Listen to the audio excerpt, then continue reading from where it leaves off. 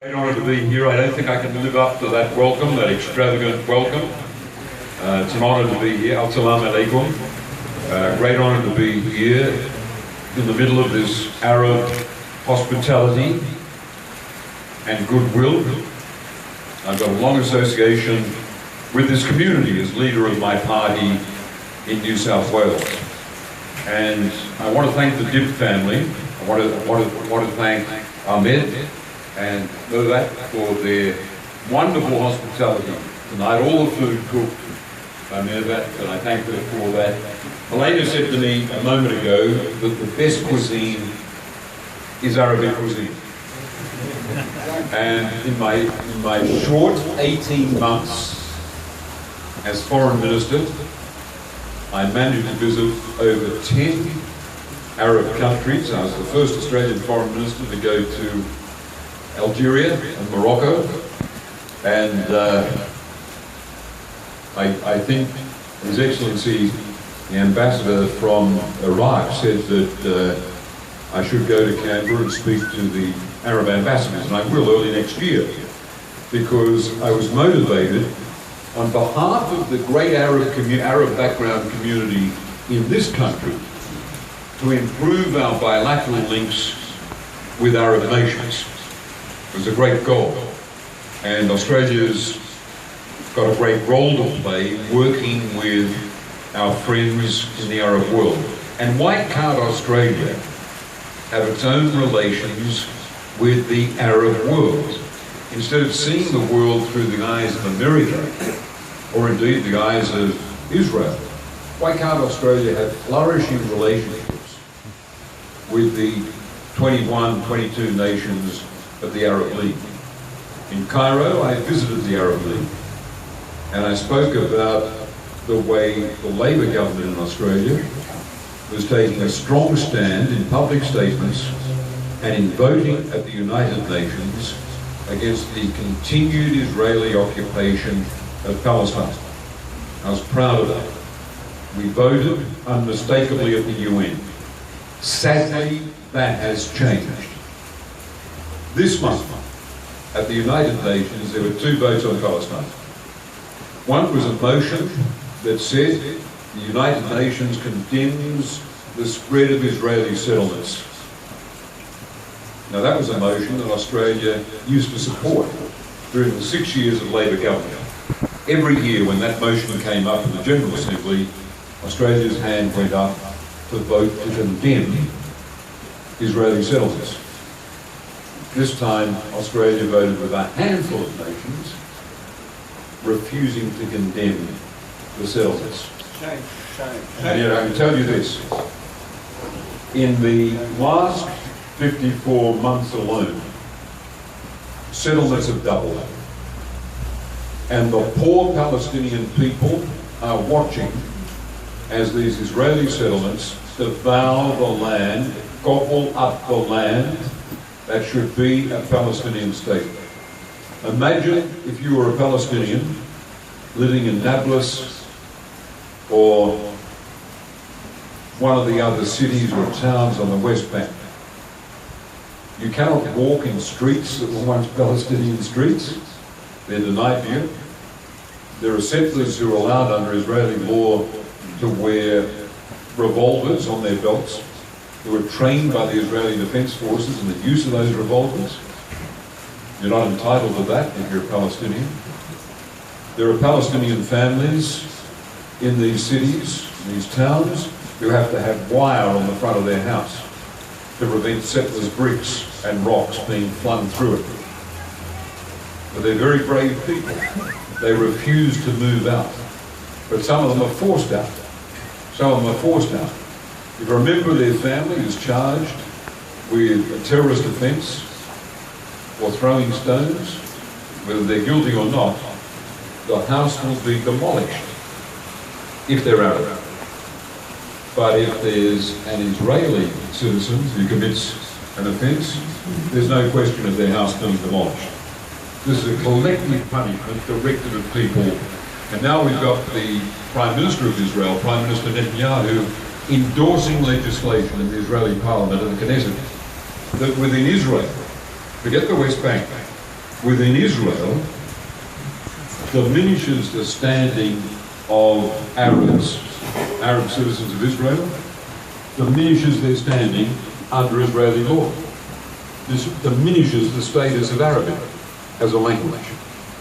There are 50 laws in Israel that distinguish between people's rights on the basis of race. Now, the former Israeli Prime Minister Barak, when I raised this with him as Australian Foreign Minister, said we've got a word applying to a different nation on a different continent about this kind of thing. And he's a brave Israeli to raise this word, because the word is apartheid.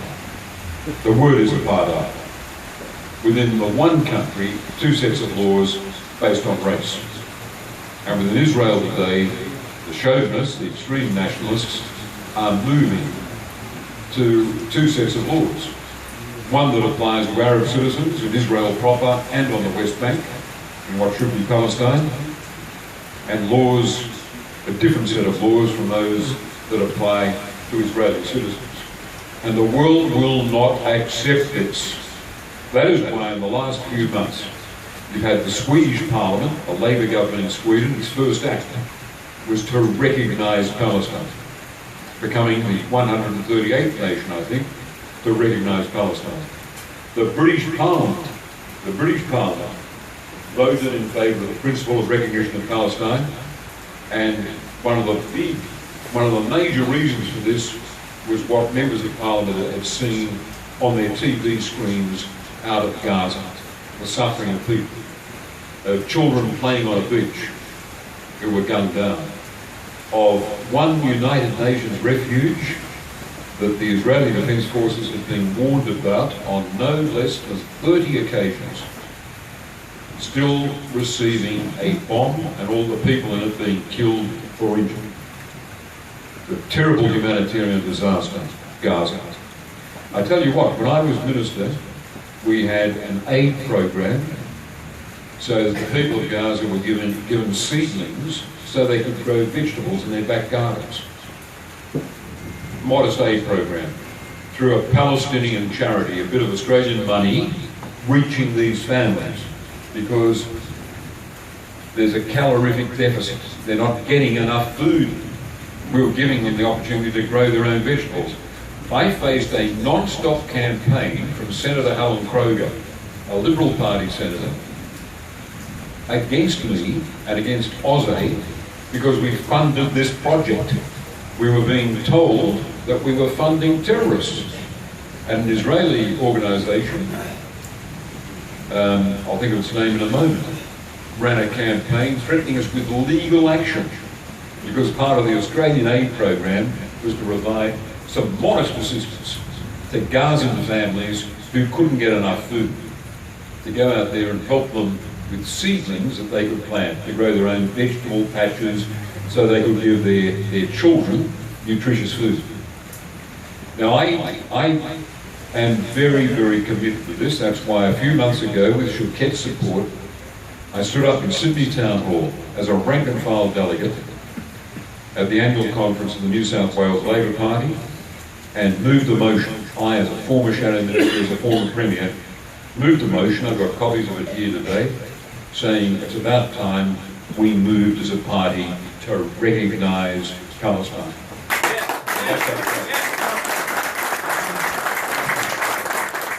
They got carried with the support of the left and the right.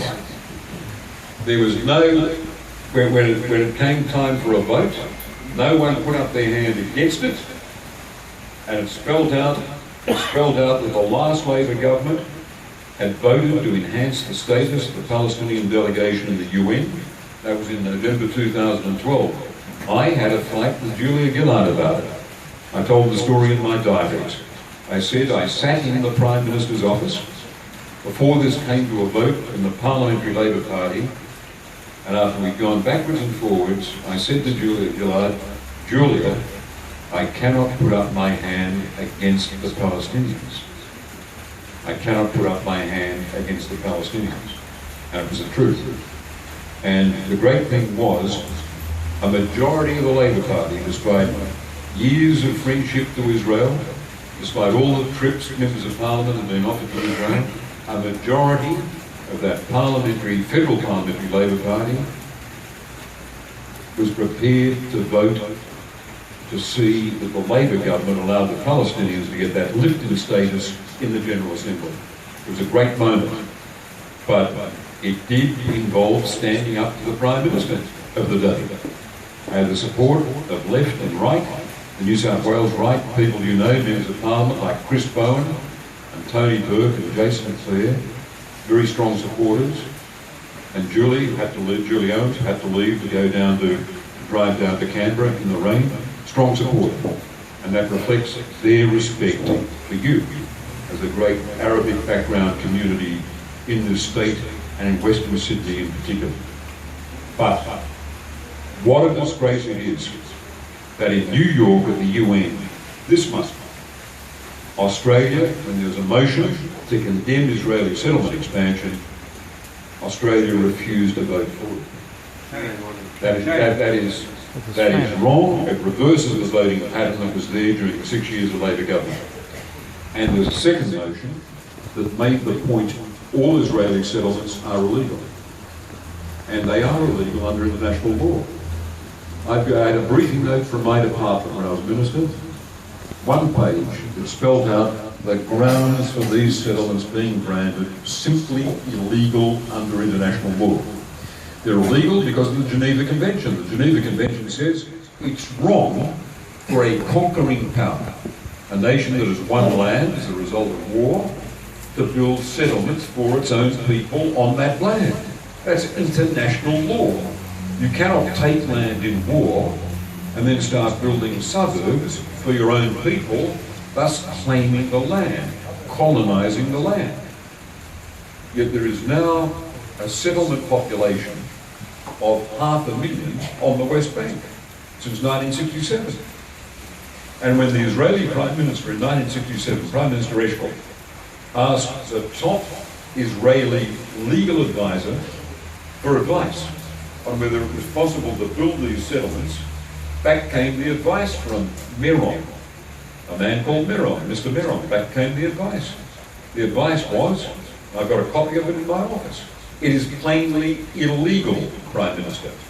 Prime Minister, it is illegal for Israeli settlements to be built on the West Bank.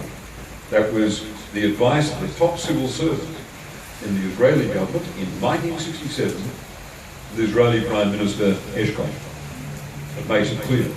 And yet we had our own Foreign Minister, Julie Bishop, say in an interview in Tel Aviv that she'd like to see the legal advice that says Israeli settlements are illegal.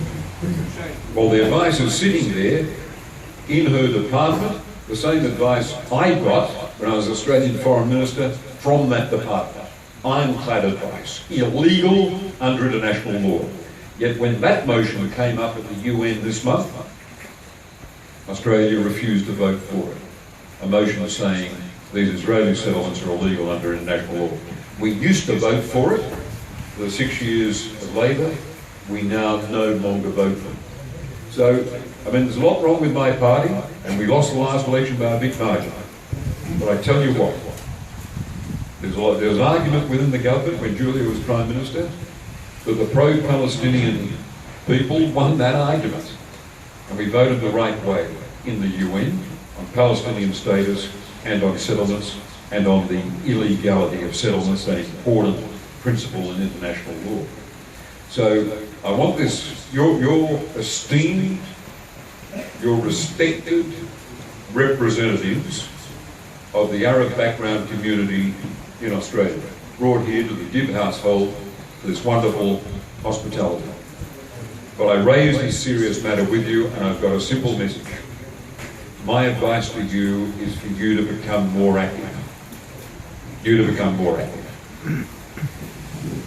Our friends in the pro-Israel community are active. You've got traditions of Arab courtesy and modesty and restraint. I think that's true. I think there's a modesty about Arab culture. I don't think you're demonstrative.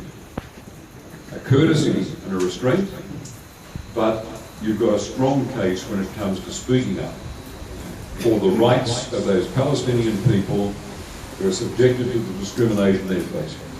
Right now, as we gather here in the freedom of Australia, enjoying this exchange and this hospitality, think of a Palestinian family with wire on its window and its balcony in its apartment to protect them from settler violence. They cannot go out on the streets after dark. Their children, as young as 12, can be arrested by the army and taken into military detention. It's not possible under Australian law. Not possible under Australian law, and it wouldn't apply to an Israeli child. But an Arab child in the West Bank can be taken from his home and put on trial without his parents being there and be held for months. Now these are intolerable laws, and to be fair, there are good Israelis who speak up against them, and people in the international Jewish community who speak out against them, and they're good allies for you, for us to have. But you must be more active. You must be more active. Think of that vote on behalf of Australia, that vote on behalf of Australia in New York in the United Nations this month on those settlements. You are entitled as ambassadors, as a community, to seek meetings with every Liberal member of Parliament, federal and state, and say, do you support this? Do you stand by this? Can you justify this? You're entitled to speak up about it. You're entitled to speak out about it. The whole Arab community is entitled to seek a meeting with the Foreign Minister of Australia, Julie Bishop, and say, this is how we have been voting in the United Nations. It's a switch in the Australian vote. It represents a savage injustice to suffering families in the West Bank. And we don't think Australia should vote like that. The Arabic media should elevate this so that all Arab background Australians are aware of it. You are entitled to forcefully present this case. This is a strong case, and this big community is entitled to speak up about it. You've got very strong support. My party shifted its position, and in the last few months, 3 state conferences of the Labor Party have voted in favour of recognition of Palestine. That is a big shift, and it reflects respect for your community, that your community is entitled to say to both sides of politics, we expect you to move further on this. We want Australia to vote the UN in support of the people of Palestine. We think Australia must recognise Palestine as 138 nations in the world have done, and as Europe is moving to do. These are vital questions. Again, my thanks to Ahmed for your hospitality, and that of Mervat. Thank you very much for your hospitality. It's wonderful for Helena and me to be here. I don't want to be in the front line of politics, but there are some things I'm never going to forget. And one of them is justice for the people of Palestine. And another one is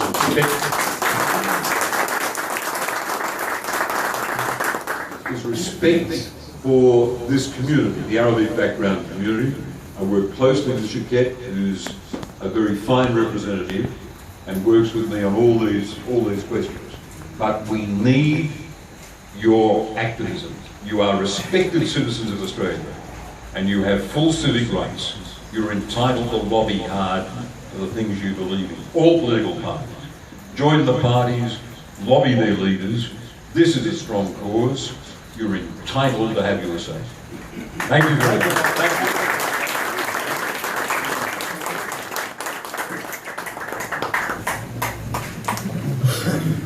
Very moving and